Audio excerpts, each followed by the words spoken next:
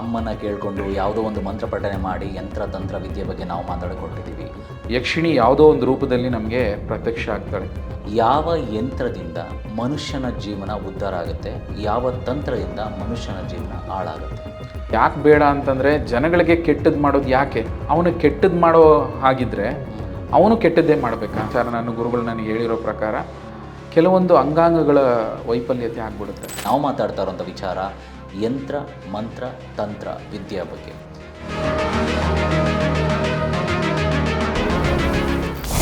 ಇನ್ನು ನಾನು ಎಸ್ಪೆಷಲಿ ನನ್ನ ಸ್ಕೂಲ್ ಡೇಸಲ್ಲಿ ತೊಗೊಂಡ್ರೆ, ನಾವೆಲ್ಲ 90s ಕಿಡ್ಸಲ್ಲಿ ಈ ಕರಡಿ ಎಲ್ಲ ಬಂದು ಬಾಯಲ್ಲಿ ಕರಡಿಗೆ ಅಂತ್ರನ ಕೊಟ್ಬಿಟ್ಟು ಹಿಂಗೆ ಉಗುಳಿಸಿ ಅದನ್ನು ಮಕ್ಕಳಿಗೆ ಕಟ್ತಾಯಿದ್ರು. ಅದರಿಂದ ಜ್ವರ, ವಾಂತಿ, ಬೇದಿ ಅಥವಾ ಭಯಪಟ್ಟಿರೋದು ಇವೆಲ್ಲವೂ ನಿವಾರಣೆ ಆಗುತ್ತೆ ಅಂತ ಹೇಳ್ತಾರೆ. ಇನ್ನು ಕೆಲವೊಂದು ಜಾಗಗಳಲ್ಲಿ ನಾನು ನೋಡಿರೋಂಗೆ, ಎಸ್ಪೆಷಲಿ ನಾನು ನೋಡಿರೋಂಥ ಒಂದು ದೇವಸ್ಥಾನ ಹಿರಿಯೂರ ಹತ್ರ ಇರೋದು ರಾಜಾದುರ್ಗಾ ಪರಮೇಶ್ವರಿ ದೇವಸ್ಥಾನ ಅಂತ. ಅಲ್ಲಿ ಇರೋವಂಥ ದೇವಸ್ಥಾನಕ್ಕೆ ಸುಮಾರು ಜನ ಮುಸ್ಲಿಂ ಬಾಂಧವರು ಬರ್ತಾರೆ, ಸುಮಾರು ಜನ ಹಿಂದೂಗಳು ಹೋಗ್ತಾರೆ. ಎಲ್ಲರೂ ತಮ್ಮ ತಮ್ಮ ಹೆಸರನ್ನ ಹೇಳಿ ಅಲ್ಲಿ ಹೋಗಿ ಏನೋ ಬರೀತಾರೆ, ಆ ಹೆಸರೇನು ಅಂತ ಹೇಳ್ತಾರೆ, ದೇವರ ಹೆಸರು ಹೇಳ್ಕೊಂಡು ಅವರೇ ಅಂತ್ರನ ಕಟ್ತಾರೆ. ಸೊ ಈ ಅಂತ್ರದಲ್ಲಿ ಏನು ಆ್ಯಕ್ಚುಲಿ ಆಗುತ್ತೆ, ಏನು ಆಗುತ್ತೆ ಅದರಲ್ಲಿ ಅಂತ ಒಂದು ಫ್ರೀಕ್ವೆನ್ಸಿ ಅನ್ನೋದಿರುತ್ತೆ.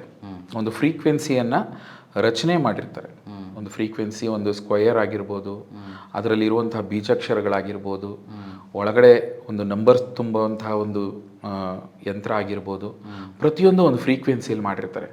ಆ ಫ್ರೀಕ್ವೆನ್ಸಿ ಯೂನಿವರ್ಸಲ್ಲಿರುವಂತಹ ಆ ಭಗವಂತನಲ್ಲಿರುವಂತಹ ಶಕ್ತಿಯನ್ನು ನಮಗೆ ಪ್ರಸಾರ ಮಾಡುತ್ತೆ. ಅದು ಆ ಚಿಕ್ಕ ವಯಸ್ಸಿಂದನೂ ನಾವೂ ಯಂತ್ರಗಳು ಕಟ್ಸ್ಕೊಂಡಿದ್ದೀವಿ. ಬರೀ ಯಂತ್ರ ನೋಡಿದ್ರೆ, ಈಗ ಉದಾಹರಣೆಗೆ ಇಲ್ಲೊಂದು ಯಂತ್ರ ಇದೆ, ಕಾಣಿಸ್ತಾ ಇದೆ, ಇದು ಕಾಣಿಸ್ತಿದೆ. ಇದ್ರ ಒಳಗಡೆ ಒಂದು ಫ್ರೀಕ್ವೆನ್ಸಿ ಇದೆ. ಇದು ಬರೀ ತಾಯ್ತಾ ಅಲ್ಲ, ಇದು ಯಂತ್ರದ ಒಳಗಡೆ ಒಂದು ಚಕ್ರವನ್ನು ಮಾಡಿ ಅದರ ಫ್ರೀಕ್ವೆನ್ಸಿಯನ್ನು ಮಾಡಿ ಇದ್ರೊಳಗಡೆ ಕಟ್ಟಿರ್ತೀವಿ. ಇದ್ರೊಳಗಡೆ ಒಂದಿದೆ, ಅದನ್ನು ತೆಗಿಯೋಕ್ಕಾಗಲ್ಲ. ಇದಿಲ್ಲ, ಆ ಭೋಜಪತ್ರದಲ್ಲಿ ಮಾಡ್ಬೋದು, ತಾಮ್ರದ ತಗಡಿನಲ್ಲಿ ಮಾಡ್ಬೋದು. ಅದರಲ್ಲಿ ಬರೆದು ಅದ್ರ ಒಳಗಡೆ ಹಾಕಿರ್ತೇವೆ. ಇದು ನಮಗೆ ಗೊತ್ತಿಲ್ಲ, ಏನೋ ತಾಯ್ತಾ ಕಟ್ಟಿರ್ತಾರೆ ಅಂತ ಅಂದ್ಕೊಂಡಿರ್ತೀವಿ. ಇದ್ರ ಒಳಗಡೆ ಇರುವಂಥ ಶಕ್ತಿ ಇದು. ಇದು ಆಚೆ ಏನೂ ಇಲ್ಲ, ಇದು ಬೆಳ್ಳಿ ತಾಯ್ತಾ ಅಷ್ಟೇ. ಅದ್ರ ಒಳಗಡೆ ಇರುವಂಥದ್ದು ಯಂತ್ರ. ಸೊ ಆ ಫ್ರೀಕ್ವೆನ್ಸಿನ ಬರೆದ್ರೆ ಖಂಡಿತ ವರ್ಕೌಟ್ ಆಗುತ್ತೆ. ಖಂಡಿತ ವರ್ಕೌಟ್ ಆಗುತ್ತೆ. ಅಂದರೆ ಒಂದೊಂದಕ್ಕೊಂದೊಂದು ಥರ ಇರುತ್ತೆ. ಈಗ ಉದಾಹರಣೆಗೆ ಕೆಲವರೆಲ್ಲ ಈಗ ಶ್ರೀಚಕ್ರದ ಬಗ್ಗೆ ಮಾತಾಡ್ತಾರೆ. ಶ್ರೀಚಕ್ರದ ಬಗ್ಗೆ ಮಾತಾಡ್ತಾ ಹೋಗೋಣ. ಶಂಕರಾಚಾರ್ಯರು ಈಗ ವೆಂಕಟರಮಣ ಸ್ವಾಮಿ ದೇವಸ್ಥಾನದ ಪಕ್ಕದಲ್ಲೇ ಒಂದು ಹುಂಡಿ ಇದೆ. ಆ ಹುಂಡಿ, ಎಕ್ಸಾಕ್ಟ್ ಹುಂಡಿ ಕೆಳಗಡೆನೆ ಶಂಕರಾಚಾರ್ಯರು ಶ್ರೀಚಕ್ರವನ್ನು ರಚನೆ ಮಾಡಿದ್ದಾರೆ. ಅದು ಯಂತ್ರವನ್ನು ರಚನೆ ಮಾಡಿ ಧನಾಕರ್ಷಣ ಯಂತ್ರವನ್ನು ಬರೆದಿದ್ದಾರೆ. ಧನಾಕರ್ಷಣ ಯಂತ್ರ. ಈಗ ನಾವು ಹೋಗಿದ ತಕ್ಷಣವೇ ಪ್ರತಿಯೊಬ್ಬರು ಜೋಬಲ್ಲಿರೋದನ್ನ ಎತ್ಕೊಂಡು ಹೋಗಿ ಅದರೊಳಗಡೆ ಹಾಕ್ತೀವಿ. ಆ ಫ್ರೀಕ್ವೆನ್ಸಿ ಅದರಲ್ಲಿ ಸ್ಥಾಪನೆ ಮಾಡಿದ್ದಾರೆ. ಈಗ ಯಾಕೆ ನಮಗೆ ಸ್ಮಶಾನದಲ್ಲಿ ಹೋದರೆ ನೆಗೆಟಿವ್ ಫಾರ್ಮೇಟ್ ಬರುತ್ತೆ, ದೇವಸ್ಥಾನದಲ್ಲಿ ಹೋದರೆ ಪಾಸಿಟಿವ್ ಫಾರ್ಮೇಟ್ ಬರುತ್ತೆ ಅಂದರೆ ಇದೇ ಕಾರಣಕ್ಕೆ. ಆ ದೇವಸ್ಥಾನದಲ್ಲಿ ಆ ದೇವರು ಪ್ರತಿಷ್ಠಾಪನೆ ಮಾಡುವಾಗ ಯಂತ್ರಶಕ್ತಿಯನ್ನು ಅಲ್ಲಿ ಪ್ರತಿಷ್ಠಾಪನೆ ಮಾಡಿರ್ತಾರೆ. ಆ ಫ್ರೀಕ್ವೆನ್ಸಿ ಇರೋದಕ್ಕೆ ನಾವು ಅಲ್ಲಿ ಹೋಗಿದ ತಕ್ಷಣ ಏನೋ ಒಂದು ಕೆಟ್ಟದಿರುತ್ತೆ, ಅಲ್ಲಿ ದೇವಸ್ಥಾನಕ್ಕೆ ಹೋಗಿ ಆಚೆ ಬಂದಿದ ತಕ್ಷಣ ಸ್ವಲ್ಪನಾದರೂ ಒಳ್ಳೆಯದಾಗತ್ತೆ. ಅದು ಆ ಯಂತ್ರಕ್ಕಿರೋ ಪವರ್. ಸೊ ಪ್ರತಿಯೊಂದು ದೇವಸ್ಥಾನದಲ್ಲಿ ಅಥವಾ ಕೆಲವೊಂದು ಹೆಸರಾಂತ ದೇವಸ್ಥಾನಗಳಲ್ಲಿ ಇವತ್ತು ಜನ ಹೋಗಿ ಹುಂಡಿಗೆ ದುಡ್ಡು ಹಾಕೋದು, ಅದು ತಿರುಪತಿ ಆಗಿರಲಿ, ಧರ್ಮಸ್ಥಳ ಆಗಿರಲಿ, ಅಥವಾ ಬೇರೆ ಇನ್ಯಾವುದೇ ದೇವಸ್ಥಾನ ಆಗಿದ್ರು ಅಲ್ಲೊಂದು ಯಂತ್ರ ಶಕ್ತಿ ಸಾಧನೆ ಅನ್ನೋದು ಇದ್ದೇ ಇರುತ್ತೆ. ಖಂಡಿತವಾಗ್ಲೂ ಇರುತ್ತೆ. ಯಂತ್ರ ಸಾಧನೆ 100% ಇರುತ್ತೆ. ಸೊ ಪ್ರತಿಯೊಂದು ದೇವಸ್ಥಾನದಲ್ಲೂ ಧನಾಕರ್ಷಣೆಗೆ ಯಂತ್ರ ಸಾಧನೆ ಮಾಡಿರ್ತಾರ? ನಾನು ಕೇಳ್ದಂಗೆ ಧನಾಕರ್ಷಣೆಗೆ ಬರೆದಿರುವಂಥ ಶಂಕರಾಚಾರ್ಯರು ಏಕೈಕ ಅಂದರೆ ಅದು ವೆಂಕಟರಮಣ ಸ್ವಾಮಿ ದೇವಸ್ಥಾನ ಅಂತ ಅನ್ಕೋತೀನಿ. ಇನ್ನೆಲ್ಲೂ ಶ್ರೀಚಕ್ರಗಳನ್ನು ಬರೆದಿದ್ದಾರೆ. ಸುಮಾರು ದುರ್ಗಾ ದೇವತೆಗಳಲ್ಲಿ ನಾನು ನೋಡಿದಾಗೆ ಒಂದತ್ರ ಶ್ರೀಚಕ್ರವನ್ನು, ದೇವಿ ಶ್ರೀಚಕ್ರವನ್ನು ಬರೆದಿದ್ದಾರೆ. ಅಲ್ಲಿ ಇಂದಿರಾ ಗಾಂಧಿ ಎಲ್ಲ ಹೋಗಿ ಬಂದಿದ್ದಾರೆ. ಅದು ಯಾವುದೋ ಒಂದು ಫಾಲ್ಸ್ ಇದೆ, ಅಲ್ಲಿದೆ ಶ್ರೀಚಕ್ರ. ಶಂಕರಾಚಾರ್ಯರು 2ನೇ ಶ್ರೀಚಕ್ರ ಅದು. ಓಕೆ, ಒಟ್ಟಲ್ಲಿ ನೀವು ಹೇಳೋ ಪ್ರಕಾರ ಯಂತ್ರಾಕರ್ಷಣೆ ಜನಗಳಿಗೆ ಬೇಕಾಗಿರುವಂಥ ಯಂತ್ರಾಕರ್ಷಣೆ ಆಗಲಿ. ಈಗ ಪ್ರಮುಖವಾಗಿ ಮಂತ್ರೋಚ್ಚಾರಣೆ ಅನ್ನೋದು ಮಂತ್ರಕ್ಕೆ ಬಂದ್ಬಿಡೋಣ. ಈಗ ಮತ್ತೆ ಯಂತ್ರದ ಆಮೇಲೆ ಹೇಳ್ತೀನಿ. ಮಂತ್ರೋಚ್ಚಾರಣೆಯಲ್ಲಿ ಕೆಲವರು ಆ ಮಂತ್ರವನ್ನು ಹೆಂಗೆ ಪಠನೆ ಮಾಡಬೇಕು ಅಂತಲೂ ಗೊತ್ತಿಲ್ಲ. ಈಗ ಉದಾಹರಣೆಗೆ ಋಷಿ ಮುನಿಗಳಾಗ್ಬೋದು, ಯೋಗಿಗಳಾಗ್ಬೋದು, ಪಕ್ಕದಲ್ಲೊಂದು ವಾಟರ್ ಇಟ್ಕೊಂಡಿರ್ತಾರೆ, ನೀರಿನ ಒಂದು ಉದ್ಧರಣೆಯಲ್ಲಿ ಉದ್ಧರಣೆಯಲ್ಲಿ ನೀರು ಇಟ್ಕೊಂಡಿರ್ತಾರೆ, ಅಥವಾ ಜಪಮಣಿಗಳನ್ನ ಜಪಮಣಿ ಇಟ್ಕೊಂಡು ಚಾಂಟ್ ಮಾಡ್ತಿರ್ತಾರೆ. ಆ ಫ್ರೀಕ್ವೆನ್ಸಿ ದೇಹಕ್ಕೆ ಬರೋಕ್ಕೆ ಮುಂಚೆ ಆ ನೀರಿಗೆ ಬರುತ್ತೆ. ಇದು ಇರುವಂಥ ಮಂತ್ರಕ್ಕಿರುವಂಥ ಶಕ್ತಿ. ಆ ಮಂತ್ರೋಚ್ಚಾರಣೆ ಮಾಡುವಾಗ ಫಸ್ಟ್ ಫ್ರೀಕ್ವೆನ್ಸಿ ಯೂನಿವರ್ಸ್ ಸೆಳ್ಕೊಳ್ಳೋದೆ ಆ ನೀರು. ದಯವಿಟ್ಟು ನಾನು ಮಂತ್ರೋಚ್ಚಾರಣೆ ಮಾಡುವಾಗ ಅಟ್ಲೀಸ್ಟ್ ಒಂದು ಗ್ಲಾಸ್ ನೀರನ್ನ ಪಕ್ಕದಲ್ಲಿ ಇಟ್ಕೊಳ್ಳಿ, ಮಂತ್ರೋಚ್ಚಾರಣೆ ಮಾಡಿ. ಈಗ ನೀವು ಗಾಯತ್ರಿ ಮಂತ್ರ ಮಾಡ್ತಿರೋ, ಪಂಚಾಕ್ಷರಿ ಮಂತ್ರ ಮಾಡ್ತಿರೋ, ಹನುಮಾನ್ ಚಾಲೀಸ ಮಾಡ್ತಿರೋ, ದಯವಿಟ್ಟು ಒಂದು ಗ್ಲಾಸ್ ನೀರನ್ನ ಪಕ್ಕದಲ್ಲಿ ಇಟ್ಕೊಳ್ಳಿ. ಪಕ್ಕದಲ್ಲಿ ಇಟ್ಕೊಂಡು ಅದನ್ನು ಚಾಂಟ್ ಮಾಡಿ. ಈಗ ದೇವಸ್ಥಾನಕ್ಕೆ ಹೋದಾಗ ಮಾಡೋದು ಬೇರೆ ವಿಚಾರ, ಮನೇಲಿ ಮಾಡುವಾಗ ಅಕಸ್ಮಾತ್ ದೇವ್ರ ಮನೆ ಮುಂದೆ ಮಾಡುವಾಗ ಶುಕ್ರವಾರ ಮಾಡ್ತಿರ್ತೀರ, ಗುರುವಾರ ರಾಘವೇಂದ್ರ ಸ್ವಾಮಿಗಳದ್ದು ಮಾಡ್ತಿರ್ತೀರ, ಆಗ ಅಟ್ಲೀಸ್ಟ್ ಒಂದು ಗ್ಲಾಸ್ ನೀರನ್ನ ಪಕ್ಕದಲ್ಲಿ ಇಟ್ಕೊಂಡು ಆ ಮಂತ್ರೋಚ್ಚಾರಣೆಯನ್ನು ಮಾಡ್ಕೊಳ್ಳಿ. ಮಂತ್ರೋಚ್ಚಾರಣೆಯನ್ನು ಮಾಡ್ತಾ ಅದಕ್ಕೆ ಶಕ್ತಿ ಬರುತ್ತೆ, ಅದನ್ನು ನೀವು ಕುಡೀರಿ. ಮಂತ್ರೋಚ್ಚಾರಣೆ ಮಾಡುವಂಥ ನಾನು 72,000 ನರನಾಡಿಗಳ ದೇಹನ ಕೊಟ್ಟಿರುವಂಥ, ಅಂದರೆ ದೇವರ ಮಂತ್ರೋಪಠಾನೆ ಮಾಡ್ತಿರುವಂಥ ನಾನಾ ಮಂತ್ರ ಜಪ ಮಾಡುವಾಗ ನನಗೆ ಬರೋದಕ್ಕಿಂತ ಮುಂಚೆ ಆ ನೀರಿಗೆ ಯಾಕೆ ಹೋಗುತ್ತೆ? ಅದೇ ಮನುಷ್ಯನಿಗೆ ಆ ಫ್ರೀಕ್ವೆನ್ಸಿ ಬೇಗ ಸೆಳ್ಕೊಳ್ಳೋವಂಥ ಕರ್ಮ ಇರಲ್ಲ. ಅದು ಋಷಿಮುನಿಗಳಿಂದ ಬಂದಿರುವಂಥ, ನಮ್ಮ ಗುರುಗಳು ಹೇಳಿರುವಂಥ ಒಂದು ಸೀಕ್ರೆಟ್ ಇದು. ಆ ಮಂತ್ರೋಚ್ಚಾರಣೆ ಯಾವುದೇ ವಿಚಾರ ಆಗ್ಬೋದು, ನೀರಿಗಿರುವಂಥ ಶಕ್ತಿ ಪ್ರಕೃತಿಯಲ್ಲಿ ಬೇರೆ ಯಾವುದಕ್ಕೂ ಇಲ್ಲ. ನೀರಿನ ಅಂಶನೇ ಜಾಸ್ತಿ ಇರೋದು ಪ್ರಕೃತಿಯಲ್ಲಿ. ನೀವು ನೋಡಿದ್ರೆ ಭೂಮಿಯಲ್ಲಿ ಇರೋದು 3/4 ನೀರೇ. ಆ ಫ್ರೀಕ್ವೆನ್ಸಿ ನೀರಿಗೆ ಜಾಸ್ತಿ ಇರೋದು. ಅದರಿಂದ ಆ ಶಕ್ತಿಯ ನೀರಿಗಿದೆಯಂತೆ, ಬಹಳಷ್ಟು ಶಕ್ತಿ ಇದೆ ನೀರಿಗೆ. ಆ ಮಂತ್ರೋಚ್ಚಾರಣೆ ಮಾಡುವಾಗ ನೀವು ಒಂದ್ಸರಿ ಗಮನಿಸಿ, ನೀವು ವ್ಯರ್ಥ ಮಾಡ್ಕೊಂಡಿದ್ದೀರಾ ಅನಿಸುತ್ತೆ. ಯಾಕಂದರೆ ನಾವು ಮಂತ್ರೋಚ್ಚಾರಣೆ ಮಾಡುವಾಗ ನೀರು ಪಕ್ಕದಲ್ಲಿ ಇಟ್ಕೊಂಡು ನಾವು ಅದನ್ನು ಕುಡಿದು ರಾತ್ರಿ ಹೊತ್ತು ಬೇಕಾದ್ರೆ ನೀವು ಅದನ್ನು ಇದು ಮಾಡ್ಬೋದು. ಈಗ ಮ್ಯಾನಿಫೆಸ್ಟ್ ಮಾಡ್ತಾರಲ್ವ, ಮ್ಯಾನಿಫೆಸ್ಟ್ ಮಾಡುವಾಗಲೂ ಅಷ್ಟೇ, ಒಂದು ಲೋಟ ನೀರಿಗೆ ನಿಮ್ಮ ಸಮಸ್ಯೆಗಳು ಹೇಳ್ಕೊಬೋದು ಅಥವಾ ಹ್ಯಾಪಿನೆಸ್ ಹೇಳ್ಕೊಬೋದು. ಹ್ಯಾಪಿನೆಸ್ ಹೇಳ್ಕೊಂಡು ಅದನ್ನು ಕುಡಿಬೋದು, ಕುಡಿದ್ಬಿಟ್ಟು ಮಲ್ಕೋಬೋದು. ಆ ಹ್ಯಾಪಿನೆಸ್ ಹೇಳ್ಕೊಂಡು ಮ್ಯಾನಿಫೆಸ್ಟ್ ಮಾಡ್ಕೊಂಡು ಮಲ್ಕೊಂಡಾಗ ಆ ಮ್ಯಾನಿಫೆಸ್ಟೇಷನ್ ನಿಮಗೆ ವರ್ಕ್ ಆಗುತ್ತೆ. ವಾಟರ್ ವಿಸ್ಮಯ, ವಿಚಿತ್ರ ಅನಿಸಿದ್ರು ಇದೇ ವಾಸ್ತವ ಖಂಡಿತ ಅನ್ನಿಸ್ತಾ ಇದೆ. ಗೊತ್ತಿಲ್ಲ ಏನು ಹೇಳಬೇಕು ಅಂತ ನಂಗೆ ನಿಜವಾಗ್ಲೂ. ಬಟ್ ಮಂತ್ರ ಪಠನೆ ಮಾಡುವಾಗ ನೀವು ಹೇಳೋ ಪ್ರಕಾರ 1,00,000 ಜಪ ಮಾಡಿ ಅಂತ ಹೇಳಿದ್ರಿ. 1,00,000 ಜಪ ಮಾಡಬೇಕು. ನಮಃ ಶಿವಾಯ ಮಂತ್ರ ಯಾವುದೇ ಜಪ ಆಗ್ಬೋದು. ಯಾವುದೇ ಅಂದರೆ ನೀವು ಅದನ್ನು ಪರ್ಟಿಕ್ಯುಲರಾಗಿ ಅದರಿಂದ ಏನಾದರೂ ಒಂದು ಉಪಯೋಗ ಪಡ್ಕೋಬೇಕು ಅಂತಿದ್ದರೆ ಅದರಿಂದ ಉಪಯೋಗ. ಯಾಕಂದರೆ ನಾನು ಒಂದು 10 ಸರಿ 108 ಸರಿ ಓಂ ನಮಃ ಶಿವಾಯ ಹೇಳ್ಬಿಟ್ಟಿದ್ದೀನಿ, ನನಗಾದರೂ ಅನುಭವ ಆಗಿಬಿಟ್ಟಿದೆ ಅಂತ ಹೇಳೋದು ಸುಳ್ಳು. 1,00,000 ಸರಿ ನಿಮ್ಮ ಮನಸಾರ ಜಪ ಮಾಡಿದ್ರೆ ಖಂಡಿತವಾಗ್ಲೂ ಆ ಓಂ ನಮಃ ಶಿವಾಯಕ್ಕೆ ಅಷ್ಟೊಂದು ಪವರ್ಫುಲ್ ಇರುತ್ತೆ. ನಿಮ್ಮ ಡಿಸೀಸ್ನ ವಾಸಿ ಮಾಡುವಂಥ ಶಕ್ತಿ ಬರುತ್ತೆ. ಆ ಮಂತ್ರೋಚ್ಚಾರಣೆ ನೀವು ವಶ ಮಾಡ್ಕೊಂಡಿದ್ದೀರಾ, ಆ ಮಂತ್ರೋಚ್ಚಾರಣೆ ನಿಮಗೆ ಆಗಿದೆ ಅಂತ ಅದರಲ್ಲಿ ಗೊತ್ತಾಗ್ಬಿಡುತ್ತೆ. ಈಗ ಏನೋ ಒಂದು ಜ್ವರ ಬಂದಿದೆ, ಮನೇಲಿ ಯಾರಿಗಾರು ಜ್ವರ ಬಂದಿದೆ, ನೀವು ಅದನ್ನು ಚಾಂಟ್ ಮಾಡಿ ವಶ ಮಾಡ್ಕೊಂಡಿರ್ತೀರ. ಹಣೆ ಮೇಲೆ ಕೈ ಇಟ್ಟು ಓಂ ನಮಃ ಶಿವಾಯ ಒಂದು 108 ಸರಿ ಜಪ ಮಾಡಿ ಆ ಮನುಷ್ಯನಿಗೆ ಆ ಫ್ರೀಕ್ವೆನ್ಸಿ ಏನಿದೆ ಎಲ್ಲ ಎಳ್ಕೊಂಬಿಡುತ್ತೆ. ಇದು ಆವಾಗ ನನಗಾಗಿರುವಂಥ ಅನುಭವ ಇದು. ಯಾಕಂದರೆ ಯಾವುದಾದ್ರೂ ಒಂದು ಮನೇಲಿ, ನಮ್ಮವರು ಮನೇಲಿ ಮಾಡ್ತಾರಲ್ಲ, ಹಾಗೆ ಒಳ್ಳೇದಾಗಲಿ. ಒಟ್ಟಿನಲ್ಲಿ ಓಂ ನಮಃ ಶಿವಾಯ ಹೇಳ್ಕೊಂಡ್ರೆ ಎಲ್ಲರೂ ಮಾಡ್ಕೋಬೋದು. ಇದನ್ನು ಗುರುಗಳೇ ಮಾಡಬೇಕು, ಗುರುಗಳ ಹತ್ರ ಹೋಗಿ ವಾಸಿ ಮಾಡ್ಕೋಬೇಕು. ಪ್ರತಿಯೊಬ್ಬರು ನಾನು ಹೇಳ್ತಾ ಇದ್ದೀನಿ, ಮನುಷ್ಯ ಯಾರು ಬೇಕಾದರೂ ಮಂತ್ರಸಿದ್ಧಿಯನ್ನು ಮಾಡ್ಕೋಬೋದು. ಇದು ನಾನು ಓಪನ್ನಾಗಿ ಹೇಳ್ತಾ ಇದ್ದೀನಿ. ಮಂತ್ರಸಿದ್ಧಿಯನ್ನು ಯಾವುದೇ ಪಂಚಾಕ್ಷರಿ ಮಂತ್ರ ಆಗಿರ್ಬೋದು, ಗುರು ರಾಘವೇಂದ್ರ ಮಂತ್ರ ಆಗಿರ್ಬೋದು, ಅದಕ್ಕೆ ತಕ್ಕನಂಥ ಮಂತ್ರ ಯಾವುದಾದ್ರೂ ಆಗಿರ್ಬೋದು, ಗಾಯತ್ರಿ ಮಂತ್ರ ಆಗಿರ್ಬೋದು, ಮಂತ್ರವನ್ನು ಸಿದ್ಧಿ ಮಾಡ್ಕೋಬೋದು. ಅದಕ್ಕೆ ಆದಂಥ ಮಂತ್ರಸಿದ್ಧಿಯಲ್ಲಿ ನೀವು ಹೇಳೋ ಪ್ರಕಾರ ಓಂ ನಮಃ ಶಿವ ಅಂತ ಹೇಳಿದ್ರಿ. ಇನ್ನು ಯಾವ ರೀತಿ ಮಂತ್ರಸಿದ್ಧಿ ಮನುಷ್ಯನ ಜೀವನಕ್ಕೆ ಅಲ್ಟಿಮೇಟ್ಲಿ ಇದೇ ರೀತಿ ಓಂ ನಮಃ ಶಿವಾಯ ಥರನೇ ಇನ್ನೂ ಒಳ್ಳೆಯದಾಗತ್ತೆ? ನನ್ನ ಪ್ರಕಾರ ಬಂದು ಹರೇ ಕೃಷ್ಣ ಕೃಷ್ಣ ಕೃಷ್ಣ ಹರೇ ಹರೇ, ಹರೇ ರಾಮ ರಾಮ ರಾಮ ಹರೇ ಹರೇ. ಈ ಒಂದು ಮಂತ್ರನೂ ಅಷ್ಟೇ. ನೀವು ಕೇಳಿರ್ಬೋದು, ಇಸ್ಕಾನಲ್ಲೆಲ್ಲ 8 ರೌಂಡನ್ನು ಜಪ ಮಾಡ್ತಾ ಇರ್ತಾರೆ ಅವರು. ಒಂದು ಇದರೊಳಗಡೆ ಇಟ್ಕೊಂಡು ಜಪಮಣಿಯಲ್ಲಿ ಮಾಡ್ತಾ ಇರ್ತಾರೆ. ಹರೇ ಕೃಷ್ಣ ಚಾಂಟ್ ಮಾಡ್ತಾ ಇರ್ತಾರೆ. ಅವ್ರಿಗೆ 8 ಅಂದರೆ 108 × 8 ಸರಿ ಪ್ರತಿದಿನ ಮಾಡ್ತಾರೆ. ಪ್ರತಿದಿನ 108 ಸರಿ ಮಾಡಿದಾಗ ಎಷ್ಟು ಬೇಗ ಅವ್ರಿಗೆ ಅದು ಸಿದ್ಧಿ ಆಗುತ್ತೆ ಯೋಚನೆ ಮಾಡಿ. ನೀವು ಮಾಡಿ ನೋಡಿ ಹರೇ ಕೃಷ್ಣ ಜಪವನ್ನು. ಈಗ ಪ್ರಭುಪಾದರು ಮಾಡಿರ್ತಾರೆ. 4 ನಿಮಿಷ 21 ಸೆಕೆಂಡ್ ಇದೆ ಒಂದು ಟೈಮ್ಗೆ. ಅದ್ರ ಜೊತೆಗೆ ಮಾಡಿ ನೋಡಿ. ಒಂದು ರೌಂಡು 4 ನಿಮಿಷ ಇರುತ್ತೆ. ಹರೇ ಕೃಷ್ಣ ಜಪ ಮಾಡಿ. ನಿಮ್ಗೆ ಯಾವುದೇ ಒಂದು ಕಷ್ಟ, ಏನಪ್ಪ ನನಗೆ ಇಷ್ಟೊಂದು ಕಷ್ಟ ಅಂತ ಹೇಳಿದಾಗ ಕಣ್ಣು ಮುಚ್ಕೊಂಡು ಹರೇ ಕೃಷ್ಣ ಕೃಷ್ಣ ಕೃಷ್ಣ ಹರೇ ಹರೇ ಹರೇ ರಾಮ ರಾಮ ರಾಮ ಹರೇ ಹರೇ ಅಂತ ಹೇಳಿ ಕ್ಷಣದಲ್ಲಿ ಮಾಯ ಆಗುತ್ತೆ. ನೈಸ್. ಎಲ್ಲ ಮಂತ್ರಕ್ಕೆ ಅಷ್ಟೊಂದು ಶಕ್ತಿ ಇದೆ. ಸರ್ವಂ ಶಿವಮಯಂ ಕೃಷ್ಣಂ ಒಂದೇ ಜಗದ್ಗುರು ಅಂತ ಹೇಳ್ತಾರಲ್ಲ. ಒಟ್ಟಿನಲ್ಲಿ ಯಂತ್ರ ಮಂತ್ರದ ಬಗ್ಗೆ ಮಾತಾಡ್ತಾ ಇದ್ದೀರಾ. ಇನ್ನು ತಂತ್ರದ್ದಾಯಿತು, ಅದರ ಜೊತೆಗೆ ಮಂತ್ರಪಠನೆ ಆಯಿತು. ಇನ್ನು ಈ ಯಂತ್ರಗಳನ್ನೆಲ್ಲ ನಾನು ನೋಡಿರೋ ಪ್ರಕಾರ ಕೆಲವರು ಭಯಭೀತಿಗೆ ಬೀಳಬಾರ್ದು ಅಂದ್ಬಿಟ್ಟು ಯಂತ್ರ ಕಟ್ಟಿಸೋದನ್ನು ನಾನು ನೋಡಿದ್ದೀನಿ. ಹಾಗೂ ಹಲವಾರು ವಿಚಾರಗಳಿಗೆ ಯಂತ್ರಗಳನ್ನ ಕಟ್ಟಿಸ್ತಾರೆ. ಇನ್ನು ಕೆಲವೊಂದು ಸತಿ ದೇವಸ್ಥಾನಗಳಿಗೆ ಹೋದರೆ, ಎಸ್ಪೆಷಲಿ ಬೆಂಗಳೂರಿನ ಹೆಸರಾಂತ ದೇವಸ್ಥಾನ ಶ್ರೀ ಬಂಡಿ ಮಹಾಂಕಾಳಿ ಅಮ್ಮನ ದೇವಸ್ಥಾನ, ಇಲ್ಲೆಲ್ಲ ಹೋದರೆ ತಡೆ ಓಡಿಸ್ಕೊಳೋದು. ಅಮಾವಾಸ್ಯೆ ದಿನ, ಮಂಗಳವಾರ, ಹುಣ್ಣಿಮೆ, ತದಿಗೆ ದಿನಗಳೆಲ್ಲ ತಡೆ ಓಡಿಸ್ತಾರೆ. ಅಲ್ಲಿರುವಂಥ ಮೊಟ್ಟೆ ಮಡಿಕೆ ಏನೇನೋ ಇದೆಲ್ಲ ಎಷ್ಟು ವೈಯಕ್ತಿಕವಾಗಿ ಪರಿಣಾಮ ಬೀರುತ್ತೆ. ಇದೆಲ್ಲ ಜನರ ಒಂದು ನಂಬಿಕೆನ.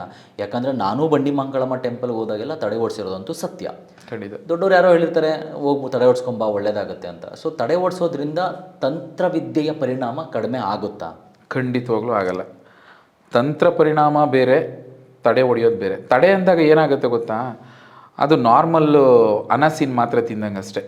ಅಟ್ಲೀಸ್ಟು ನಮಗೆ ನೆಗಡಿ ಬಂದಿರುತ್ತೆ, ಒಂದು ಕೋಲ್ಡ್ ಮಾತ್ರೆ ತಿಂತೀವಲ್ವ, ಆ ಥರ. ಅಂದರೆ ನಾವು ದಿನನಿತ್ಯ ಓಡಾಟದಲ್ಲಿ ಈ ಕೆಲವೊಂದು ನೆಗೆಟಿವ್ ಶಕ್ತಿಗಳಿರ್ತವೆ.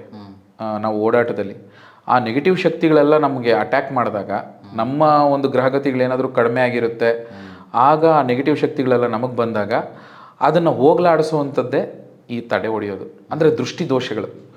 ಆಮೇಲೆ ಜನರ ದೃಷ್ಟಿ, ಅದೇ ಹೇಳ್ತಾರಲ್ವ, ಜನಾರ್ದನ ದೃಷ್ಟಿ ಬೇಕಾದರೂ ಕಡಿಮೆ ಮಾಡ್ಕೋಬೋದು, ಜನರ ದೃಷ್ಟಿಯನ್ನು ಕಡಿಮೆ ಮಾಡ್ಕೊಳಕ್ಕಾಗೋದಿಲ್ಲ ಅಂತ ಹೇಳ್ತಾರೆ. ಜನಗಳ ದೃಷ್ಟಿ ದೇವರ ದೃಷ್ಟಿಗಿಂತ ಕೆಟ್ಟದ್ದು. ಈಗಿನ ಕಾಲದಲ್ಲಂತೂ ಜನರ ದೃಷ್ಟಿ ದೇವರ ಕೆಟ್ಟ ದೃಷ್ಟಿಗಿಂತ ಕೆಟ್ಟದ್ದು, ಬಹಳ ಕೆಟ್ಟದ್ದು ಜನ ದೃಷ್ಟಿ. ಅದರಿಂದ ಆ ದೇವಸ್ಥಾನಕ್ಕೆ ಹೋಗಿ ತಡೆ ಓಡಿಸ್ಕೋಬೇಕು ಅಂತ ಏನೂ ಇಲ್ಲ. ನೀವು 3 ದಾರಿಯಲ್ಲಿ ಒಂದು ನಿಂಬೆಹಣ್ಣನ್ನು ನೀವೇ ನೀವುಳಿಸ್ಕೊಂಡು ಅದನ್ನು ತುಳಿದು ಅದನ್ನು ನೋಡ್ದಿರ ವಾಪಸ್ ಬರ್ಬೋದು. ಆವಾಗಲೂ ನಿಮ್ಮ ದೃಷ್ಟಿ ದೋಷಗಳು ಮತ್ತು ದಾಟುಗಳು. ಇನ್ನು ಯಾವ ರೀತಿ ರೆಮಿಡೀಸು ಸಿಂಪಲ್ ಆಗಿ ದೃಷ್ಟಿ ದೋಷಗಳಿಗೆ ಹೋಗೋದಕ್ಕೆ? ಅಷ್ಟೇ, ನಿಂಬೆಹಣ್ಣು. ಅದಾದಮೇಲೆ ಪವರ್ಫುಲ್ ರೆಮಿಡಿ ಅಂದರೆ, ಸಡನ್ನಾಗಿ ಈಗ ಎಲ್ಲೋ ಹೋಗಿರ್ತೀರಿ, ಚೆನ್ನಾಗಿ ರೆಡಿಯಾಗಿ ಹೋಗಿರ್ತೀರಿ. ಎಸ್ಪೆಷಲಿ ಹೆಣ್ಮಕ್ಳಿಗೆ ಹೇಳ್ತಾ ಇದ್ದೀನಿ, ಯಾವುದಾರ ಒಂದು ಮದುವೆಗೆ ಹೋಗಿರ್ತಾರೆ, ಚೆನ್ನಾಗಿ ರೆಡಿಯಾಗಿ ಹೋಗ್ತಾರೆ, ಬರೋವಾಗ ಸುಸ್ತಾಗಿ ಬರ್ತಾರೆ, ಕಣ್ಣು ದೃಷ್ಟಿ ಆಗಿಬಿಟ್ಟಿರುತ್ತೆ. ಏನಿಲ್ಲ, ಮನೆಗೆ ಬಂದಾಗ ಒಂದು ಹಿಡಿ ಉಪ್ಪನ್ನೆತ್ತಿ ಅವ್ರಿಗೆ ನೀವುಳಿಸಿ, ಇಲ್ಲ ಹೊರಗಡೆ ಏನಾದರೂ ಹಾಕ್ಬೋದು, ಇಲ್ಲ ಅವ್ರು ನೀವುಳ್ಸಂಗಿಲ್ಲ, ಬೇರೆಯವ್ರು ಯಾರಾದರೂ ನೀವುಳಿಸ್ಬೇಕು. ನಮ್ಮ ದೃಷ್ಟಿಯನ್ನು ನಾವೇ ತೊಗೊಳಕ್ಕಾಗೋದಿಲ್ಲ. ಒಂದೊಂದು ಸರಿ ಉಪ್ಪುಗಾಗಿ ಇದು ಶಕ್ತಿ ಇದೆ, ಬೇರೆಯವ್ರಿಗೆ ಯಾರ ಕೈಲಾದರೂ ಮಾಡಿಸ್ಕೋಬೋದು. ನಿಂಬೆಹಣ್ಣನ್ನು ನಮ್ಮ ದೃಷ್ಟಿ ನಾವು ತೊಗೋಬೋದು. ನಿಂಬೆಹಣ್ಣಲ್ಲಿ ಉಪ್ಪಿನಲ್ಲಿ ಬೇರೆಯವರು ಒಂದು ನೀವುಳಿಸಿ ಅದನ್ನು ಅವ್ರ ಕೈಯಲ್ಲಿ ಉಗಿಸಿ ಆಚೆ ಹಾಕೋದ್ರಿಂದ ಕೆಟ್ಟ ದೃಷ್ಟಿಗಳು ಹೋಗ್ತವೆ. ಆಮೇಲೆ ಆ ಉಪ್ಪು, ಇನ್ನೊಂದು ರೆಮಿಡಿ, ನೆಗೆಟಿವ್ ಶಕ್ತಿಗಳೇನಾದರೂ ಮನೆಯಲ್ಲಿ ಇದ್ದಾಗ ಉಪ್ಪನ್ನು 7 ದಿನ ಉಪ್ಪನ್ನ ಒಂದು ಗ್ಲಾಸ್ ಬೌಲಲ್ಲಿ ಹಾಕ್ಕೊಂಡು ಮೂಲೆಗಳಲ್ಲಿ, ಪ್ರತಿಯೊಂದು ಮೂಲೆ ಇದೆಯಲ್ಲ ಆ ಮೂಲೆಗಳಲ್ಲಿ ಒಂದು ತೋರಿಸ್ಕೊಳ್ತಾ ಒಂದು ಕಡೆ ಇಟ್ಟುಬಿಡಿ. 7 ದಿನ ಮಾಡಿ. ಯಾವ ಕಡೆ ಇಡಬೇಕು? ಯಾವುದಾದ್ರು ಸೌತ್ ಈಸ್ಟಲ್ಲಿ ಇಡ್ಬೋದು. ಸೌತ್ ಈಸ್ಟಲ್ಲಿ ಇಡಿ, ಯಾವುದೋ ಒಂದು ದಿಕ್ಕಲ್ಲಿ ಇಡ್ಬೋದು. ಎಲ್ಲ ದಿಕ್ಕಲ್ಲೂ ತೋರಿಸ್ಕೊಂಡು ಒಂದು ದಿಕ್ಕಲ್ಲಿ ಇಡಿ, ಸೌತ್ ಈಸ್ಟಲ್ಲಿ ಇಡಿ. ಸೌತ್ ಈಸ್ಟಲ್ಲಿ ಇಟ್ಟು 7ನೇ ದಿನ ಅದನ್ನು ವಿಸರ್ಜನೆ ಮಾಡಿಬಿಡಿ. ಆಗ ನಿಮ್ಮ ಮನೆಯಲ್ಲಿರುವಂತಹ ಸಣ್ಣ ಪುಟ್ಟ ನೆಗೆಟಿವ್ ಏನಿದೆ ಅದು ಹೊರಗಡೆ ಹೋಗೋದು. Very nice. ಇನ್ನು ಮಂತ್ರಗಳಲ್ಲಿ ಎಸ್ಪೆಷಲಿ ಯಂತ್ರಗಳಿಗಂತ ಬಂತು ಅಂತಂದರೆ, ದೃಷ್ಟಿದೋಷಕ್ಕೆ ಯಂತ್ರಗಳು ಕಟ್ಟುವಂಥದ್ದು ಆ ಥರದ್ದು ಏನಾದರೂ ನಿಮ್ಮ ಹತ್ರ ಇದೆಯಾ? ಖಂಡಿತವಾಗ್ಲು ಯಂತ್ರಗಳು, ಎಲ್ಲದಕ್ಕೂ ಯಂತ್ರಗಳಿದ್ದಾವೆ. ನ್ಯೂಮರಾಲಜಿ ಪ್ರಕಾರನೂ ಮಾಡ್ಕೊಡ್ತೀವಿ, ಮಾಂತ್ರಿಕದಲ್ಲೂ ಯಂತ್ರಗಳು ಮಾಡ್ಕೊಡ್ತೀವಿ. ಅಂದರೆ ಬೀಜಾಕ್ಷರಗಳಲ್ಲೂ ಮಾಡ್ಕೊಡ್ತೀವಿ. ಅದು ತಾಯ್ತದಲ್ಲಿ ಹಾಕ್ಕೋಬೋದು, ಇಲ್ಲಾಂದರೆ ಪರ್ಸಲ್ಲಿ ಇಟ್ಕೋಬೋದು. ಈಗೆಲ್ಲ ಏನು ಹೇಳ್ತಾರೆ, ಮಾಡ್ರನ್ ಆಗಿರೋದ್ರಿಂದ ಕೆಲವೊಂದೆಲ್ಲ ಭೋಜಪತ್ರದಲ್ಲಿ ಮಾಡಿಕೊಡ್ತೀವಿ. ಭೋಜಪತ್ರ ಅಂದರೆ ಇದು ಭೋಜಪತ್ರದಲ್ಲಿ ಮಾಡಿರುವಂಥ ಯಂತ್ರ. ಇದನ್ನು ನಂಬರ್ಸ್ ಎಲ್ಲ ಇದೆ ಖಂಡಿತವಾಗ್ಲು ಅವರ ಡೇಟ್ ಆಫ್ ಬರ್ತ್ಗೂ ಮಾಡಿಕೊಡ್ತೀವಿ. ಏನು ಆ್ಯಕ್ಚುಲಿ ಭೋಜಪತ್ರ ಅಂದರೆ ಏನಿದು? ಸೊ ಇದು ದಿಸ್ ಇಸ್ ಭೋಜ್ ಪತ್ರ ಅಂತ ಕರೀತಾರೆ. ಇದರಲ್ಲಿ ಸಾಯಿ ಸುರೇಶ್ ಅವರ ನೇಮ್ ಇದೆ, ಅದ್ರ ಜೊತೆಗೆ ಅವ್ರದ್ದೇ ಆದ ಕೆಲವೊಂದು ಅವ್ರು ಬರ್ಕೊಟ್ಟಿರೋ ಅಂತ ಯಾರೋ ಗುರುಗಳು ಬರ್ಕೊಟ್ಟಿರೋ ನಂಬರ್ ಇದೆ. ಆ್ಯಂಡ್ ಇದೇ ಥರ ಭೋಜ್ ಪತ್ರನ ಇಟ್ಕೊಳೋದ್ರಿಂದ ಆಗುವಂಥ ಲಾಭಗಳೇನು, ಏನಿದು ನಂಬರ್ಸು ಇವೆಲ್ಲ ಮಾತಾಡೋಣ. ಏನಾಗುತ್ತೆ ಇದನ್ನು ಇಟ್ಕೊಳೋದ್ರಿಂದ? ಅದು ಪಾಸಿಟಿವ್ ಫ್ರೀಕ್ವೆನ್ಸಿ. ಈಗ ಅವರ ಡೇಟ್ ಆಫ್ ಬರ್ತಿಗೆ ಈಗ ಮೊನ್ನೆ ಒಂದು ವಿಚಾರವನ್ನು ಮಾತಾಡಿದ್ವಿ, ನ್ಯೂಮರಾಲಜಿಯಲ್ಲಿ ಮಿಸ್ಸಿಂಗ್ ನಂಬರ್ಸ್ ಅಂತ. ಕೆಲವೊಂದು ಮಿಸ್ಸಿಂಗ್ ನಂಬರ್ ಇದ್ದಾಗ ಆ ಇಂಪ್ಯಾಕ್ಟ್ ಜಾಸ್ತಿ ಕೊಡುತ್ತೆ. ಶುಕ್ರ ಇಲ್ಲಿರುವಾಗ ಹಣಕಾಸಿನ ತೊಂದರೆ ಆಗುತ್ತೆ. ಈ ಸಣ್ಣ ಪುಟ್ಟ ಮಿಡ್ಲ್ ಕ್ಲಾಸ್ ಪೀಪಲ್ಗಳಿಗೆಲ್ಲ ಯಂತ್ರಗಳನ್ನು ಮಾಡಿಕೊಡ್ಬೋದು, ಶುಕ್ರ ಯಂತ್ರ ಮಾಡಿಕೊಡ್ಬೋದು. ಶನಿ ವೀಕ್ ಇದ್ದಾಗ ಶನಿ ಯಂತ್ರ ಮಾಡಿಕೊಡ್ಬೋದು. ಅವರಿಗೆ ಆರೋಗ್ಯ ಸಮಸ್ಯೆ ಇದ್ದಾಗ ಆರೋಗ್ಯಕ್ಕೆ ಯಂತ್ರಗಳಿದ್ದಾವೆ, ಆರೋಗ್ಯದ ಯಂತ್ರಗಳನ್ನು ಮಾಡ್ಬೋದು. ಆಮೇಲೆ ವಿದ್ಯಾಭ್ಯಾಸಕ್ಕೆ ಮಾಡಿಕೊಡ್ಬೋದು. ಪ್ರತಿಯೊಂದಕ್ಕೂ ಯಂತ್ರಗಳನ್ನು ಮಾಡಿಕೊಡ್ಬೋದು ವಿಶೇಷವಾಗಿ. ಸೊ ಪ್ರತಿಯೊಂದಕ್ಕೂ ಇಲ್ಲಿ ಯಂತ್ರ ಅನ್ನೋದು ಖಂಡಿತವಾಗ್ಲು ಅದನ್ನು ನಾವು ಸಿದ್ಧಿ ಮಾಡ್ಕೊಂಡಿರ್ತೀವಿ. ಆ ಯಂತ್ರಗಳನ್ನು ಇವಾಗ ಮಂತ್ರೋಚ್ಚಾರಣೆ ಹೇಗೆ 1,00,000 ಸರಿ ಜಪ ಮಾಡಬೇಕು, ಆ ಯಂತ್ರ ಮಾಡುವಾಗ ಆ ಯಂತ್ರದ ಒಂದು ಮಂತ್ರವನ್ನು ನಾವು ಪಠನೆ ಮಾಡಿ ಅದನ್ನು ಬರೆದು ಇಷ್ಟು ಈ ಮಂತ್ರಕ್ಕೆ ಇಷ್ಟು ಸಾರಿ ಬರಿಬೇಕು ಅಂತ ನಮ್ಮ ಗುರುಗಳು ಹೇಳಿರ್ತಾರೆ, ಅಷ್ಟು ಸಾರಿ ಬರೆದು ಅದನ್ನು ಪ್ರಯೋಗ ಮಾಡಿ ಅದನ್ನು ವಶ ಮಾಡಿಕೊಂಡು ಮಾಡಿರ್ತೀವಿ. ಆಮೇಲೆ ನಿಮಗೆ ಮಾಡಿಕೊಡುವಾಗಲೂ ಅಷ್ಟೇ ಅದನ್ನು ಒಂದು ಹೋರಾ ಟೈಮು ಒಳ್ಳೆ ಗಳಿಗೆಯಲ್ಲಿ ಅದನ್ನ ಬರೆದು ಶುದ್ಧವಾಗಿ ಬರೆದು ಕೊಡ್ತೀವಿ. ಈಗೆಲ್ಲ ಪ್ರಿಂಟೌಟ್ ತೊಗೊಂಡು ಇಟ್ಕೋತಾರೆ. ಪ್ರಿಂಟೌಟ್ ತೊಗೊಂಡ್ರು ಆ ಫ್ರೀಕ್ವೆನ್ಸಿ ವರ್ಕ್ ಆಗುತ್ತೆ, ಇಲ್ಲ ಅಂತ ಹೇಳಲ್ಲ. ಬಟ್ ಭೋಜಪತ್ರದಷ್ಟು ವರ್ಕ್ ಆಗಲ್ಲ. ಭೋಜಪತ್ರದಲ್ಲಿ ಮಾಡಿಕೊಡೋ ಭೋಜಪತ್ರ ಅಂದರೆ 500 ವರ್ಷಗಳ ಹಳೆಯ ಒಂದು ಮರ ಅದು ಭೋಜಪತ್ರ. ಅದರಲ್ಲಿ ಈ ತಾಂತ್ರಿಕ ವಿದ್ಯೆಗೂ ಬಳಸ್ತಾರೆ, ಯಂತ್ರಗಳಿಗೆ ಜಾಸ್ತಿ ಬಳಸ್ತಾರೆ. ಮರದಲ್ಲಿ ಬಂದಿರೋ 500 ವರ್ಷಗಳ ಹಳೆಯ ಮರ ಹೌದು, ಹಾಳೆಯಾಗಿ ಅದು ಬಂದಿರುತ್ತೆ ಭೋಜಪತ್ರ. ಎಲ್ಲ ಸಿಗುತ್ತೆ. ಈಗ ನಾನು ಒಂದು ಪ್ರಿಂಟೌಟ್ ತಗೊಟ್ಟಿರೋದನ್ನ ನೀವು ಒಂದು ಹೋರಾ ಟೈಮಲ್ಲಿ ಚೆನ್ನಾಗಿರೋ ಒಳ್ಳೆ ಹೋರಾ ಟೈಮಲ್ಲಿ ಅದನ್ನು ನೀವು ಬರ್ಕೋಬೋದು. ಹೋರಾ ಟೈಮಲ್ಲಿ ಇಲ್ಲ ನಾವೇ ಬರೆದು ಕೊಡ್ತೀವಿ. ಅದನ್ನು ಯೂಸ್ ಮಾಡಿದ್ರೆ ಒಳ್ಳೆ ಪ್ರತಿಫಲ ಸಿಗುತ್ತೆ. ಆಮೇಲೆ ಲಕ್ ಯಂತ್ರ, ಮನಿ ಯಂತ್ರ ಮಾಡಿಕೊಡ್ತೀವಿ. ಅದು ಬಹಳಷ್ಟು ಜನಕ್ಕೆ ಬಹಳಷ್ಟು ಪ್ರಯೋಗ ಮಾಡಿ. ನನಗೇನು ಎಕ್ಸಾಂಪಲ್, ನಾನು ಸುಮಾರು ಸತಿ ನಮ್ಮಮ್ಮನೂ ಬೈತಾ ಇರ್ತಾರೆ, ನೀನು ಎಷ್ಟೊತ್ತಿನಲ್ಲಿ ಅಂದರೆ ಎಷ್ಟೊತ್ತಲ್ಲಿ ಬರ್ತೀಯಾ, ಹೊತ್ತಿನಲ್ಲಿ ಮನೆಗೆ ಬರ್ತೀಯಾ, ಎಲ್ಲಂದ್ರಲ್ಲಿ ಹೋಗ್ತೀಯಾ. ಇವಾಗಲೂ ಆಲ್ಮೋಸ್ಟ್ ನಾವು ಮನೆಗೆ ಹೋಗೋಷ್ಟು ಒಂದು 4 ಗಂಟೆ ಆದರೂ ಆಗಿರುತ್ತೆ, ಹೇಳೋಕ್ಕಾಗಲ್ಲ. ದೃಷ್ಟಿ ದೋಷ ತಗಲಬಾರ್ದು ಅಥವಾ ನಾವು ತುಂಬ ಓಡಾಡ್ತಾ ಇರ್ತೀವಿ ಅಂತಂದಾಗ ನನಗೆ ಎಸ್ಪೆಷಲ್ ಆಗಿ ಇದೇ ಥರ ಸುಮಾರು ಜನಕ್ಕೆ ತನ್ನದೇ ಅದೇ ಇದಕ್ಕೇ ಎಸ್ಪೆಷಲಿ ದೃಷ್ಟಿ ದೋಷಕ್ಕೆ ಅಥವಾ ಹೊರಗಡೆ ಓಡಾಡ್ತಾ ಇರೋರಿಗೆ, ಜಾಸ್ತಿ ಮಿಡ್ ನೈಟ್ಗಳಲ್ಲಿ ಕೆಲಸ ಮುಗಿಸ್ಕೊಂಡು ಬರೋರಿಗೆ ಯಾವುದಾದ್ರೂ ಯಂತ್ರ ಇದೆಯಾ?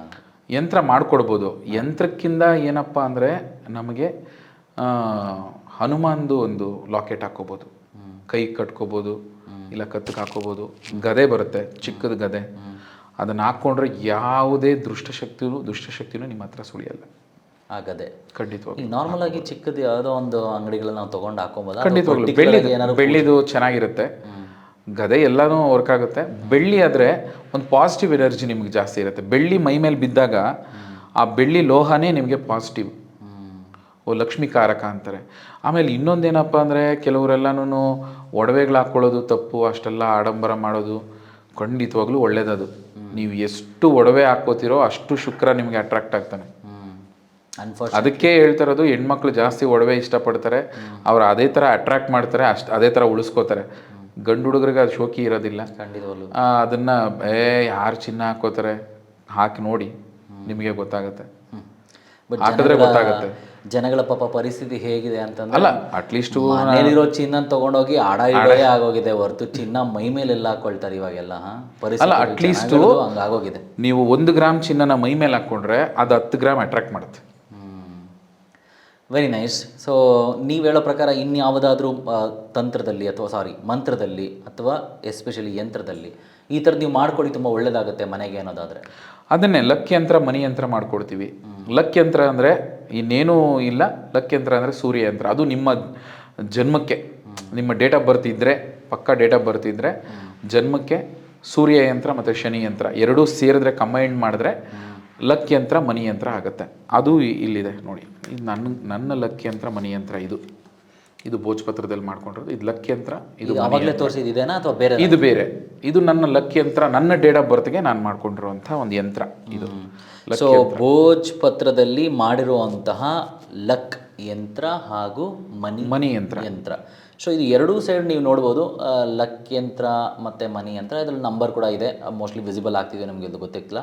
ಬಟ್ ನಿಜವಾಗ್ಲೂ ಹೇಳಬೇಕು ಅಂತಂದರೆ ಎಲ್ಲವನ್ನು ಪ್ರಿಪೇರ್ ಆಗಿ ಈ ರೀತಿ ಮಾಡ್ಕೊಂಡಿರ್ತಾರೆ.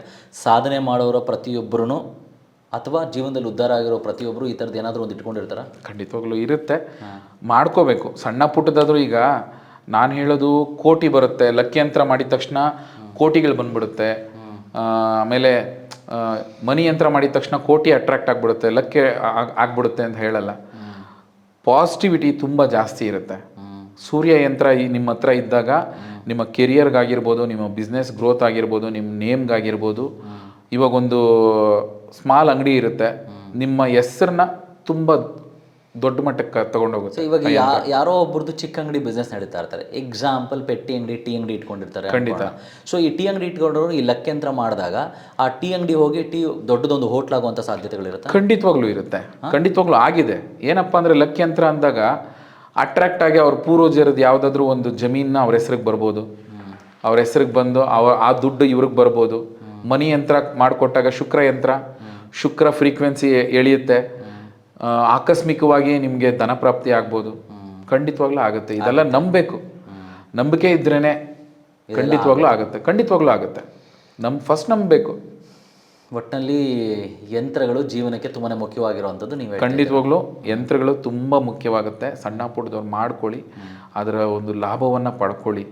ಇದು ಯಾವುದೇ ದುರುದ್ದೇಶ, ಇನ್ನೊಂದು ಉದ್ದೇಶ ಇಲ್ಲ. ಎಲ್ರಿಗೂ ಒಳ್ಳೇದಾಗಲಿ ಅಂತಲೇ ಮಾಡ್ತಾ ಇರೋದು. ನನ್ನ ಗುರುಗಳು ನನಗೆ ಹೇಳ್ಕೊಟ್ಟಿರೋದು ಇನ್ನೊಬ್ರಿಗೆ ಹೆಲ್ಪ್ ಮಾಡುವಂಥ. ಅದರಲ್ಲಿ ಏನಪ್ಪ ಅಂದರೆ ದಕ್ಷಿಣೆ ಅಂತಾರಲ್ಲ, ಆ ದಕ್ಷಿಣೆ ತೊಗೊಳ್ದಿರ ಮಾಡೋಕ್ಕಾಗೋದಿಲ್ಲ. ₹1 ಆದರೂ ದಕ್ಷಿಣೆ ತೊಗೋಬೇಕು ನಾವು. ಅದು ನಮ್ಮ ವೃತ್ತಿ ಧರ್ಮ ಅಲ್ವಾ?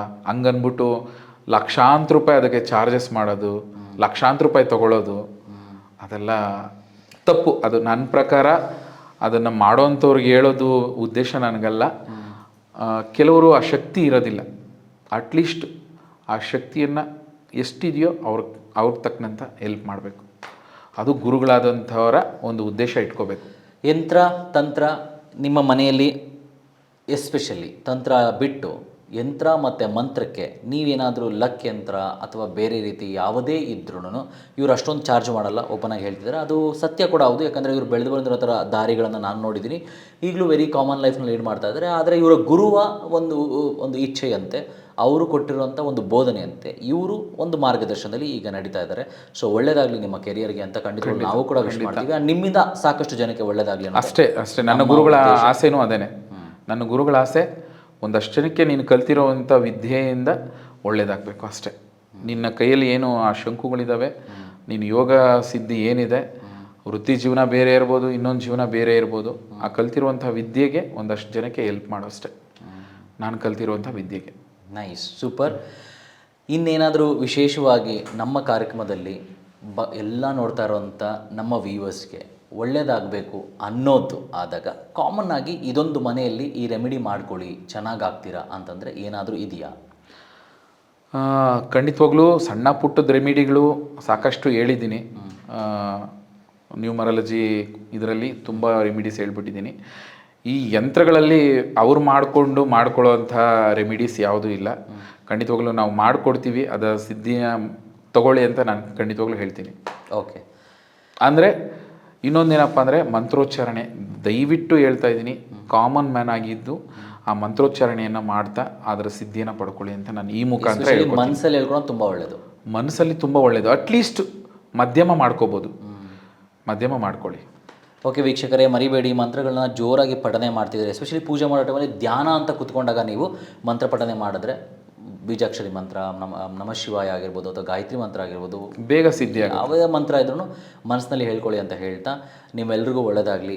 ಯಂತ್ರ ತಂತ್ರ ವಿದ್ಯೆಗಳ ಬಗ್ಗೆ ಆದಷ್ಟು ವಿವರಣೆನ ಕೊಡಬೇಕು ಅನ್ನೋ ಆಸೆ ಇದ್ದರೂ ಸಹ ಕೆಲವೊಂದು ಸತಿ ಅದನ್ನು ಓಪನ್ ಅಪ್ ಆಗಿ ಹೇಳೋಕ್ಕಾಗಲ್ಲ ಕೆಲವೊಂದು ವೇದಿಕೆಗಳಲ್ಲಿ ಅನ್ನೋದು ಇವರ ಒಂದು ಸಂಕಲ್ಪ. ಇದಾಗಿತ್ತು ಇವತ್ತಿನ ಒಂದು ಕಾರ್ಯಕ್ರಮದ ವಿಶೇಷ. ಸಿಂಪಲ್ ಆಗಿ ನಾವು ಇಲ್ಲಿ ಕೆಲವನ್ನ ಭಯಭೀತಿ ಪಡಿಸೋದಕ್ಕಿಂತ ಇದು ಮಾಟಮಂತ್ರ ಮಾಡಿಬಿಟ್ರೆ ಹಂಗಾಗುತ್ತೆ, ರಕ್ತ ಕಾಯ್ಕೊಂಡು ಸಾಯ್ತಾರೆ, ಇವೆಲ್ಲ ಸುಳ್ಳು, ಇದರಿಂದ ಏನೂ ಪ್ರಯೋಜನ ಇಲ್ಲ ಅನ್ನೋದು ಇವರ ಮಾತು. ಸೊ ಹಾಗಾಗಿ ನಾನು ನಿಮ್ಮನ್ನು ಕೇಳ್ಕೊಳ್ತಾ ಇದ್ದೀನಿ, ಯಾವುದೇ ಕಾರಣಕ್ಕೂ ಭಯಪಡಬೇಡಿ. ಯಂತ್ರ ಮಂತ್ರ ಸಾಧನೆಯ ಬಗ್ಗೆ ಖಂಡಿತವಾಗ್ಲೂ ಇವರು ತಿಳ್ಕೊಂಡಿದ್ದಾರೆ. ನೀವು ಇವ್ರನ್ನ ಕಾಂಟ್ಯಾಕ್ಟ್ ಮಾಡ್ಬೋದು. ಇಲ್ಲಿಗೆ ಈ ಕಾರ್ಯಕ್ರಮ ಮುಗಿಸ್ತಾ ಇದ್ದೀನಿ. ಆಸ್ಟ್ರೋಲಾಜಿಕಲಿಯಲ್ಲಿ ಒಂದು ವಿಶೇಷವಾಗಿರುವಂಥ ಪ್ರಯತ್ನ ನಾವು ಪಟ್ಟು ನಿಮಗೆಲ್ಲರಿಗೂ ಒಳಿತಾಗಬೇಕು ಅನ್ನೋ ಒಂದು ಕಾರಣಕ್ಕೆ ಈ ಒಂದು ಕಾರ್ಯಕ್ರಮನ ಮಾಡಿದ್ದು ಅಂತ ಹೇಳ್ತಾ, ನಮ್ಮ ಜೊತೆ ನಿಮ್ಮ ಸಮಯನ ಕೊಟ್ಟಿದ್ದಕ್ಕೆ ತುಂಬುರದ ಧನ್ಯವಾದಗಳು ನಿಮ್ಮ ಮತ್ತೊಮ್ಮೆ ಅಂತ ಹೇಳ್ತಾ ಇದ್ದೀನಿ. ನೀವು ಹೇಳ್ದಂಗೆ ಸರ್ವಜನ ಸುಖಿನೋ ಅಂತೂ ಎಲ್ರಿಗೂ ಒಳ್ಳೆಯದಾಗಲಿ. ನಮ್ಮ ಕಾರ್ಯಕ್ರಮದ ಮುಖಾಂತರ ಎಲ್ಲ ನಮ್ಮ ವ್ಯೂವರ್ಸ್ನ ಮುಖಾಂತರ ನಿಮಗೆ ಸಾಯಿ ಸುರೇಶ್ ಅವರೇ ಥ್ಯಾಂಕ್ ಯು ಸೋ ಮಚ್ ನಿಮ್ಮ ಒಂದು ಸಮಯವನ್ನು ನಮಗೆ ಕೊಟ್ಟಿದ್ದಕ್ಕೆ. Thank you Ranjith sir. ನಿಮ್ಮ ಈ ಒಂದು ಯೂಟ್ಯೂಬ್ ಚಾನಲಲ್ಲಿ ನಮ್ಮ ಸಂದರ್ಶನ ಮಾಡಿ ನಮ್ಮ ವೀಕ್ಷಕರಿಗೆ ಅನೇಕ ಇನ್ಫಾರ್ಮೇಷನ್ನ ಕೊಡಿಸಿದ್ದಕ್ಕೆ ನಿಮಗೂ ಥ್ಯಾಂಕ್ ಯು ಸೋ ಮಚ್. ಕಡೆಯದಾಗಿ ಒಂದು ಪುಟ್ಟ ಮಾತು ನಾನು ನಿಮ್ಗೆ ಹೇಳ್ತೀನಿ. ಭಗವಂತನ ನೀವು ಯಾವ ರೀತಿ ಸ್ಮರಣೆ ಮಾಡ್ತಿರೋ, ಎಷ್ಟು ಸರ್ತಿ ಜಪ ಮಾಡ್ತಿರೋ ಅಥವಾ ಎಲ್ಲೆಲ್ಲಿ ಜಪ ಮಾಡ್ತಿರೋ ಗೊತ್ತಿಲ್ಲ, ಆದರೆ ನಿಷ್ಕಲ್ಮಶ ಭಾವನೆಯಿಂದ ನಿಷ್ಕಲ್ಮಶ ಮನಸ್ಸಿನಿಂದ ಜಪ ಮಾಡಿ ಸರ್ವರಿಗೂ ಒಳ್ಳೆಯದಾಗಲಿ ಅನ್ನೋದೇ ಈ ಕಾರ್ಯಕ್ರಮದ ಉದ್ದೇಶ. ಓಂ ನಮಃ ಶಿವಾಯ ಅಂತ ಹೇಳ್ತಾ ಮತ್ತೊಮ್ಮೆ thank you so much. Subscribe ಮಾಡಿ, ಶೇರ್ ಮಾಡಿ, ಕಮೆಂಟ್ ಮಾಡಿ. ನಿಮ್ಮ ಪ್ರೀತಿನ ನಿಮ್ಮ ಕಮೆಂಟ್ಗಳ ಮುಖಾಂತರ ಶೇರ್ ಮಾಡೋ ಮುಖಾಂತರ ನಮಗೆ ಹೇಳಿ. ಏನೇ ಡೌಟ್ ಇದ್ದರೂ ಕಮೆಂಟಲ್ಲಿ ತಿಳಿಸಿ. ನಾವು ಆದಷ್ಟು ಅದಕ್ಕೆ ಉತ್ತರಿಸುವಂಥ ಪ್ರಯತ್ನವನ್ನು ಮಾಡ್ತೀವಿ ಅಂತ ಹೇಳ್ತಾ ಇಲ್ಲಿಗೆ ಈ ಕಾರ್ಯಕ್ರಮ ಮುಗಿಸ್ತಾ ಇದ್ದೀನಿ. Thank you so much. ಇದಾಗಿತ್ತು ಇವತ್ತಿನ ಈ ಒಂದು ಕಾರ್ಯಕ್ರಮ ಆಸ್ಟ್ರೋಲಾಜಿಕಲಿ. ಹೋಪ್ ಸೊ ಇವತ್ತಿನ ನಿಮಗೆ ಈ ಕಾರ್ಯಕ್ರಮ ಇಷ್ಟ ಆಗಿದೆ ಅಂತ ಭಾವಿಸ್ತಾ ಇಲ್ಲಿಗೆ ಈ ಕಾರ್ಯಕ್ರಮ ಮುಗಿಸ್ತಾ ಇದ್ದೀನಿ. ಹೋಗಿ ಬರ್ತೀನಿ. ನಾನು ನಿಮ್ಮ ಆಂಕರ್ ರಂಜಿತ್ ವರಾಯು. ಸ್ವಲ್ಪ ಮಿಸ್ ಮೀ, ಜಾಸ್ತಿ ಬ್ಲಸ್ ಮೀ. ಟರಬವಾಯ್, ಟೇಕ್ ಕೇರ್. ನಮಸ್ಕಾರ. ಇದಾಗಿತ್ತು ಆಸ್ಟ್ರೋಲಾಜಿಕಲಿ. Thank you.